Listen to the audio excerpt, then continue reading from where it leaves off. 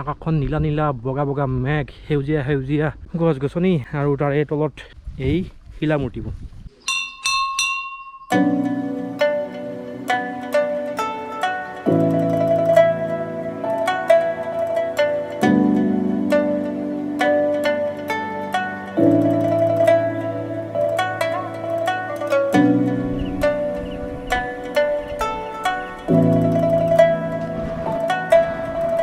তো দেখিছে ক'ত আহি পাইছোঁ ইমান ধুনীয়া ঠাই এটা তো গৈ আছোঁ এতিয়া মদন কামদেৱ টেম্পললৈ মই আছোঁ লগত আছে ধনজ্যোতি হেল্ল' ধনজ্যোতিৰ চেনেলটোৰ লিংক মই তলত ডেছক্ৰিপশ্যনত দিম ছাবস্ক্ৰাইব কৰি ল'ব তো এতিয়া আমি যাওঁ আৰু ক'ত যাম ধনজ্যোতি মদন কামদেৱলৈ যাই আছোঁ আপোনালোকৰ ভিডিঅ'টো লাষ্টলৈকে চাই থাকক যোনটো ডেটো কমপ্লিট দেখাব আৰু যোনটো খুব বঢ়িয়াকৈ দেখা হয় তো চাই থাকক ভিডিঅ'টো লাষ্টলৈকে আচ্ছা একেবাৰে শেষলৈকে চাব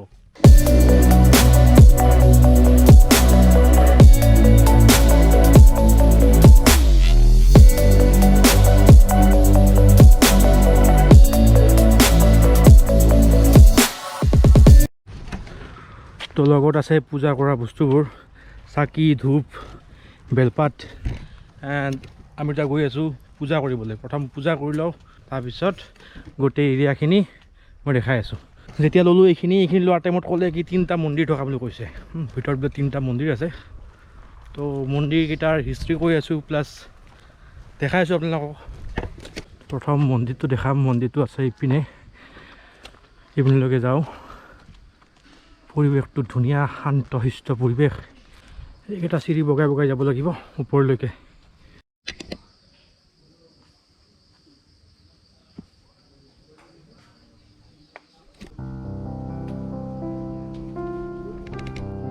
তো প্ৰথম আহি সেৱা জনালোঁ গণেশ বাবাক কাৰণ প্ৰথম সেৱা কৰিব লাগিব অলৱেজ গণেশ বাবাক তো নেক্সট গণেশ বাবাক সেৱা কৰা হোৱাৰ পিছত এতিয়া যাম কামদেৱৰ ওচৰলৈ সেৱা জনাবলৈ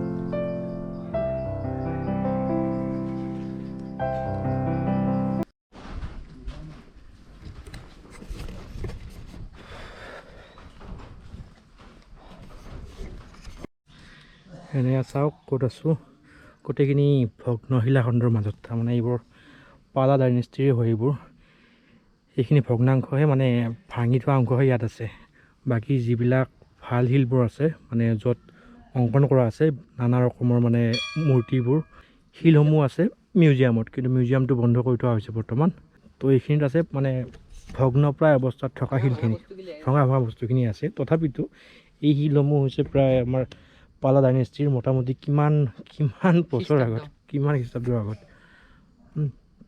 তো এই গোটেইখিনিৰ বিষয়ে মানে এই মন্দিৰটো কেনেকৈ স্থাপন হ'ল প্লাছ এই গোটেইখিনি এৰিয়াৰ বিষয়ে কিয়নো এনেকৈ অংকন কৰিছিল কিয়নো এনেকৈ শিলালিপিবোৰ বনাইছিল তাৰ বিষয়ে আমাক ককা এজন আছে তেখেতে ক'ব তেখেতৰ ওচৰলৈ লৈ গৈ আছোঁ আপোনালোকক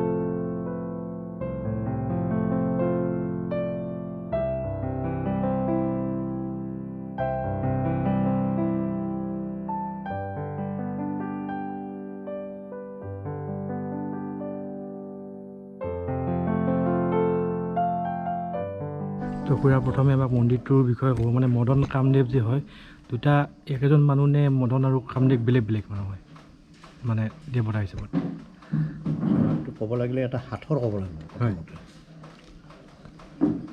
মদন আৰু কামদেৱ একেজনেই মানুহ হয় সতীৰে যেতিয়া ত্যাগ হৈছিলে ত্যাগ হোৱাৰ পিছত শিৱ তপস্যাত নিমগ্ন হৈছিলে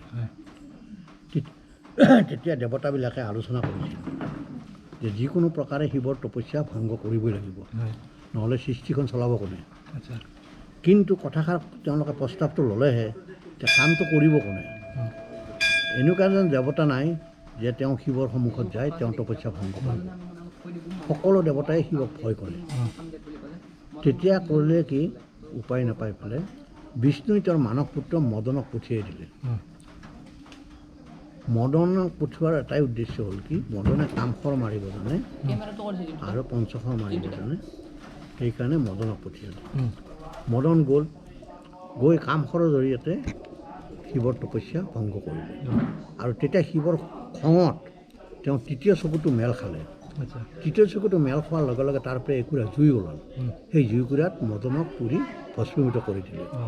যেতিয়া মদন পুৰি ভস্মীভূত হৈ গ'ল তেতিয়া তেওঁৰ পত্নী ৰতি দেৱী আছিল।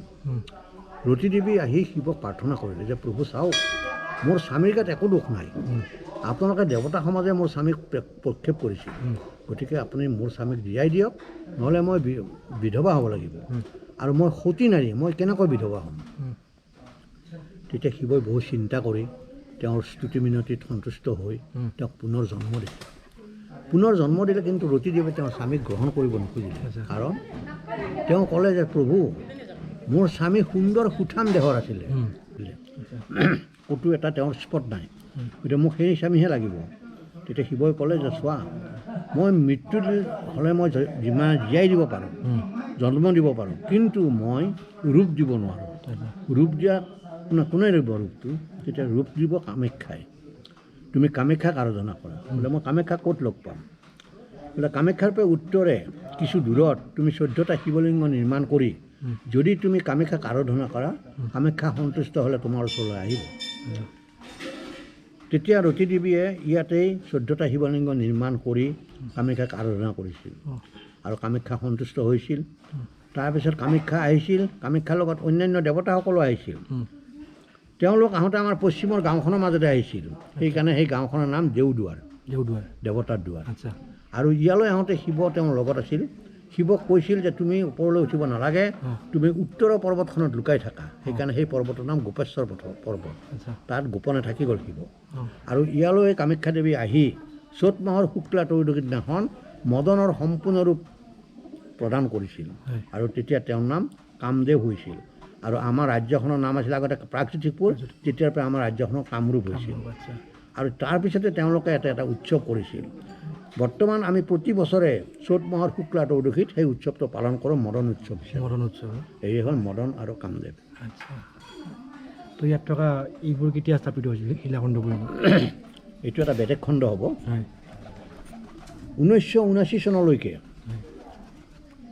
এই যিমান বাহিৰত শিলা ভাস্কৰ্য তোমালোকে দেখিবলৈ পাইছা, এইবিলাক মাটিৰ তলত সিঁচৰিত হিচাপে পৰি আছিলে। মাটিৰ তলত আছিল? মাটিৰ তলত মাথোন ওলাই আছিল। আমি বহি থকা এই মন্দিৰটো, মূল মন্দিৰটো আৰু শিৱলিংগটো আৰু গণেশ মন্দিৰটো আমি পিছত নিৰ্মাণ কৰি উলিয়াইছোঁ। 1972 চনত প্ৰত্নতত্ত্ব বিভাগৰ মানুহ ইয়ালৈ আহিছিল, কিন্তু সেই সময়ত এই পৰ্বতটো অটব্য অৰণ্য আছিল আৰু ইয়াত বাঘে বহুত মানুহ খাইছিল। আমাৰ এই গোটেই এৰিয়াটো চাৰিওফালে চালে যিটো পৰ্বতৰ এৰিয়া দেখা যায়, এই গোটেই এৰিয়াটোৰ ভিতৰত কমেও 13জন মানুহক বাঘে খাইছিলে। সেইকাৰণে ইয়ালৈ বাৰিষা দিনত কোনো নাহে, অটব্য অৰণ্য কাৰণে।